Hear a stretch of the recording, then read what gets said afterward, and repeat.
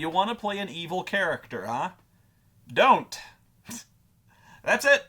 Don't. Don't play an evil character. Why do you gotta play? Why do you want to play an evil character? Really? Why? Come on. Be serious. No, it's just. There's always. In fact, everyone gets that urge. I get that urge. I want to play an evil character. Why do I always gotta play a good guy? Well, because you're playing Dungeons and Dragons, and in D&D you play heroes.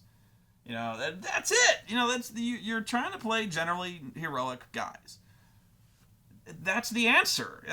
Now I know there's characters who are, shady and who are by all rights considered evil that still do heroic things. You're right. For instance, characters like you can come up with any number of characters from movies that are you could easily qualify as evil. And I'm sure I'll start arguments. This is where I always hate arguing alignments because this is where it starts. But characters like Snake Plissken or Riddick from Chronicles of Riddick, pardon me, or even characters like Captain Jack Sparrow, and there's a lot of movie characters that you'd consider evil or anti-heroes, things like that. That at least definitely are not good guys, but they do heroic things. It just doesn't jive in D&D most times. In other games, it works out a little better. For instance, in Shadowrun, pretty much everyone's a criminal. And everyone kind of has at least some self-interest, which is fine. Even then, I kind of insist that most of the characters be not noble, but at least not psychopaths. Because even then they're expected to not necessarily obey the law, but generally have positive goals. I'm not even making sense to myself. But no, basically all I ask when it comes to games where everyone acts like a criminal, like Shadowrun, Cyberpunk, that kind of thing, is that basically they're good guys. It may not like Han Solo. When it comes down to it, he's not lawful good. He's not a goody two shoes. In the movie, he's still caustic. He's abrasive, and when you start out, he's not a very nice guy. But when it comes down to it, he's a good guy. You know what I mean? That's the kind of guy. That's the only kind of code of conduct I ever really asked for in an RPG character. I'm like, you don't have to be nice. You don't have to be a noble guy. You don't always have to stick up for the poor and the downtrodden. You don't have to be fucking Robin Hood. You have to be Han Solo, where when the chips are down, when it comes down to it, you're a good guy. You know what I mean? So, like, if it comes down to the point where they're going into when they're going to a suicide mission and they're like, "We need you, man," you might be like, you might walk, but you walk out and you get 10 feet and you're like, "God damn it! All right," and you just fall. That's what I want. At the very least, you don't gotta be a good guy, but when it comes down to it, you are. You know what I mean? So that's even when it comes to evil characters. That's if I've ever let it slide, that was my condition, and I've never let it slide. So there are ways to do it, but my general advice for both players and DMs is don't let evil characters in. Don't do it. You think you can. Don't do it. Don't. But you're going to, right? Okay. For the player who wants to bring an evil character, why are you bringing an evil character? Is it because you're gonna play an anti-hero? Because if not, fuck it. Don't do it. If you're trying to play a guy who's gonna be psychopathic, who's gonna set people on fire for fun, you're being disruptive. Don't do it. No, seriously. You're doing it to be an asshole. You know that, right? Like, don't. If you're gonna, I want to do this because I want to get away with stabbing people in the face with no reason.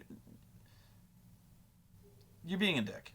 That's really what it comes down to. Like, you want to play a character who's a dick, and you know what? You don't want to play with this group. You don't, because there are. I've seen DMs roll evil line campaigns, which I don't like either. But at least generally they have a goal.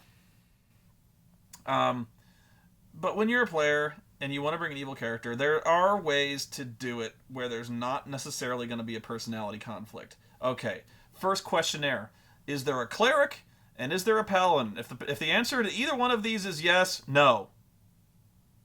If there's a cleric and he's good aligned, no. No, it won't work. It won't work. Even if you're like, I'm not going to tell him I'm evil. No, it won't work. It's amazing how many players I've seen who are like, I'm just not going to tell him. And I'll tell the DM, but I won't tell them. No, it won't work. Because it's going to come to the time where you fucking slash somebody's throat, and the guy's going to see it and be like, you're evil, aren't you? And you're like, no, yes. He won't heal you anymore. And you fucked. Or he's going to kill you. Which he very well may do.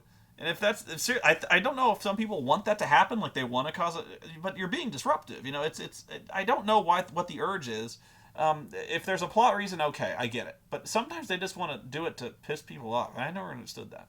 First off, if you're gonna do it, you gotta tell people right away. Like, and out of character, you're gonna be like, look, I'm playing an evil character, and I swear to God, you gotta swear. You gotta swear on everything you find holy that you're not gonna turn on the group, because that's really the first condition. Is no matter what happens, you will not turn on the group.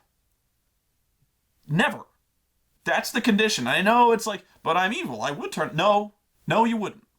Because if they even suspect, like whether or not they won't want to act on character knowledge, they won't want to act on out of character knowledge. But the thing is, if they know you're evil, they're always going to think you will. And if something goes missing from their packs, or when it comes down to it, if it comes down to like, if the bad guy offers you money to turn your back, they're always going to look at you. They're always going to do it.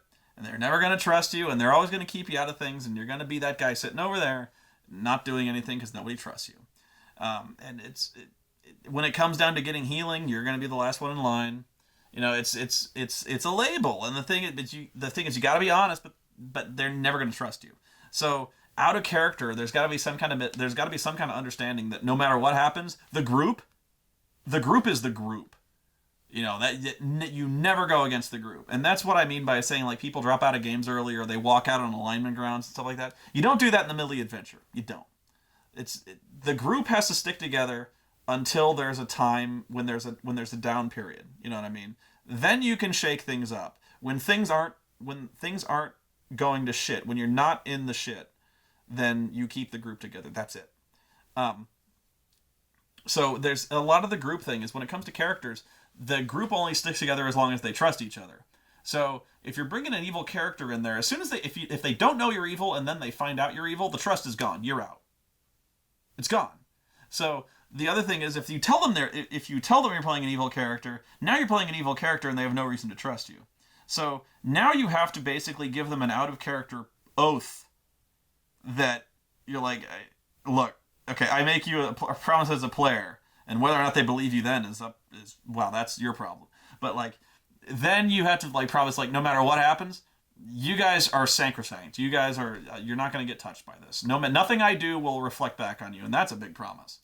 So, because I've seen so many people do this where they're like, they take an evil alignment as license to steal from other players. Like, if something turns up missing from someone's pack, who are they going to look at? You know, just ridiculous. And so there's very few ways, and even the ways I've listed off are not going to work. They're not. It's a bad scenario all around. But let's say you want to try to get away with playing like who's a fantasy anti-hero? I don't know. I got nothing. But let's say you're gonna play like it's a common argument like James Bond. James Bond is an assassin, and you're like, well, he's an example. It's often in the books a requirement that assassins be evil, and I'm like, well, okay. First thing is in D&D, an assassin isn't so much a class as it is like an order. It's like a guild. So there's a difference between like an assassin job and then there's the assassin guild. So yeah, the assassin guild is evil. But the thing is, like, there's good aligned assassins. They're assassinating people for good reasons. And 4th edition is actually, I think, a little more lenient in that respect. Like, you can have thieves that, you know, like Robin Hood. He's thief can be, you can steal for good purposes, you can assassinate for good purposes. That's where it gets shady. But you'd be like, okay, I want to play a guy who kills people. He's a murderer, but he has a bigger problem that basically guarantees that he'll play nice with the rest of the group. For instance, there are evil aligned characters in like Baldur's Gate, and that even some of those guys turn on the party, which is a big no-no. But let's say that you've got some big bad in the campaign, like some big bad dragon or some bad army general or whatever. There's a bad, and you're playing a character who is like he's a brigand, or he's some kind of disgraced soldier in the guy's army, or something happened, or like he's a guy who used to work for him, and then his boss betrayed him and had stole all his shit and almost had him murdered and stuff like that. So he's got like some kind of revenge motivation. Okay, so like you could even argue that like Conan the Barbarian is not a good guy. He's not a good aligned guy. You could easily argue that one. In fact, yeah, easily. But the thing is, you could trust the guy to an extent as long as you weren't on the other bad guy's side. You know what I'm saying? So, like, let's just take the movie, for instance. Now, he was, okay. Let's say, Thulsa Doom. He fucking hated Thulsa Doom. But, he was a bad guy. He was a thief. He was an assassin. He fucking murdered people for the shit of it. But when it came to his friends, he had friends. He wouldn't turn on his friends. And that's the difference. It's basically like he was an evil guy, and you're going to argue him, but let's just take, for example, this character and say he's evil. He's an evil guy, but you could trust him as far as he wouldn't kill you unless you were with Thulsa Doom. You know what I mean? So, like, he's a murderer. Seriously, you guys, I don't kill you. I want to kill that guy. Like, all I care about is killing that guy. You know what I mean? So, like, as long as it's certain that the guy's hatred, his energy is directed in one particular place, fine. That actually gives you some guarantees to maybe even good aligned characters that you can trust this guy as far as this. You know what I mean? So, like, if they know for a certainty, like, I want Thulsa Doom dead, I want this big bad dead, nothing else matters to me. I will fucking lie, cheat, steal, and kill however I want to get there, but I want him. I don't care about you. Just help me get to him, and, that's as far as we'll go. That actually is a decent way for, if there was ever going to be an introduction of an evil character in a party, and even then, odds are, anyone who's good aligned will still not trust you, and they will still, they won't want to roll with you, especially when there's so many other options that you could bring to the table that doesn't involve serious personality conflicts. The paladin is still not going to want to hang out with you. The cleric is still not going to want to heal you because you're an evil guy. It's a label. But the thing is, it's a label for a reason, and it's because it's just when you're playing D&D, you're generally expected to be a good guy. Sorry. There's it really does come down to having like a bigger fish to fry. When you're an evil character, at least then there's a definite goal. There's boundaries to his behavior. The other best way to handle it, it's kind of the same situation but not, is you can only play a lawful evil character. The other ones are basically neutral evil is completely and shamelessly devoted self-interest. That's neutral evil. Is like borderline insane, selfish, avaricious, greedy. I'll do anything for me. That's neutral evil. Chaotic evil is I kill things. I want to watch the world burn. That's chaotic evil. I'll lie, cheat, and kill and steal because I wanna. That's chaotic evil. Those two, right out the window. Can't be done. Cannot be done. I swear to you. You're coming up with examples? Don't. Can't be done. Lawful evil is the one that you might be able to cruise with. Because lawful evil characters, they're assholes, and they're looking out for number one. They care about power, they care about money, and they care about themselves. But They have a code of conduct. That's the difference. You can have an evil guy who still plays by a code of honor.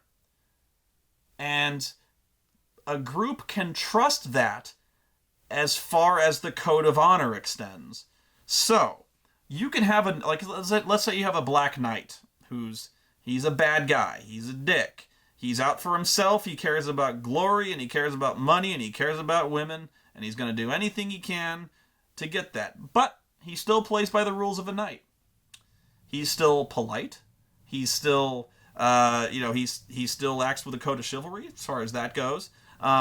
If you're disarmed, he might even let you pick up your sword, because he's a bad guy, but he wants a fair fight. He doesn't want to be called a coward. He's many things, but a coward ain't one of them. He'll let you pick up your sword. So if it's well known, this guy is, he's a murderer and he's a bastard, but he's a